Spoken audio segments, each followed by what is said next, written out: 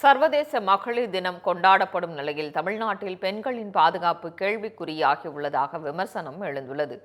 இதுகுறித்து பெண்கள் சிலர் தெரிவித்த கருத்துக்களை தற்பொழுது பார்க்கலாம். நம்ம தமிழ்நாடு எங்க நமக்கு பாதுகாப்பா இருக்கு. ஸ்கூலுக்கு கூட பிள்ளைங்களை நம்ம நம்பி அனுப்ப முடியல. காலேஜுக்கோ எங்கேயுமே நம்ம பிள்ளைங்களை நம்பி அனுப்ப முடியல. கூட பாதுகாப்பா இருந்துச்சு. இப்போ உள்ள தமிழ்நாட்டில் நம்ம பிள்ளைங்களுக்கு, அதுவும் பொம்பளை பிள்ளைங்களுக்கு இப்போ பாதுகாப்பே இல்லை. நான் பொதுவாக எடுத்துக்கிட்டா தமிழ்நாட்டில் இப்போ எங்கேயுமே பாதுகாப்பே இல்லை.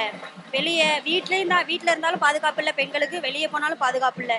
எங்கே போனாலும் வன்முறையாகவே இருக்குது. ரொம்ப பயமாக இருக்குது. வெளியே போகிறதுனாலே பயமாக இருக்குது. வீட்டிலே அடைஞ்சு கிடக்கிற மாதிரி இருக்குது. தனியாக ஒரு பெண் இந்த இடத்துல போயிட்டு வர முடியலை. தாய்க்குளம் பெண்களுக்கு இந்த வன்கொடுமை சட்டம் ரொம்ப பண்ணுதாங்க. வன்கொடுமை பெண்களுக்கு ரொம்ப இருக்கு. அது இந்த ஆட்சியில் எதுவுமே சரிவர எடுக்கலை. இந்த ஆட்சினாலே பயப்படுறாங்க. தெருவில் நடந்து போக பெண்கள்லாம் பயப்படுறாங்க. ஒத்தையில் போக பயப்படுறாங்க. மொத்தையில் ஹாஸ்டலில் இருக்கவே பயப்படுறாங்க. இப்போ அந்த மாதிரி சூழ்நிலையெல்லாம் நிறைய இருக்குது. பெண்களுக்கு எதிரான வன்கொடுமைலாம் தமிழ்நாட்டு மாநிலத்தில் நடந்துக்கிட்டு தான் இருக்குது. ஸ்கூல்ல இருந்து காலேஜ்ல இருந்து வேலைக்கு போகிற பெண்கள் தனியாக எங்கேயுமே போக முடியாது. சும்மா கூட கடை வீதி பக்கம் எங்கேயுமே எங்களால் நடமாடவே முடியல. செயின் பறிக்கிறது என்ன, வயசானவங்க பாட்டியிலேருந்து யாரையுமே விடுறதில்ல. பெண்களுக்கு எதிராக தான் நடந்துகிட்டு இருக்கு. பாதுகாப்பே எங்களுக்கு இல்லை.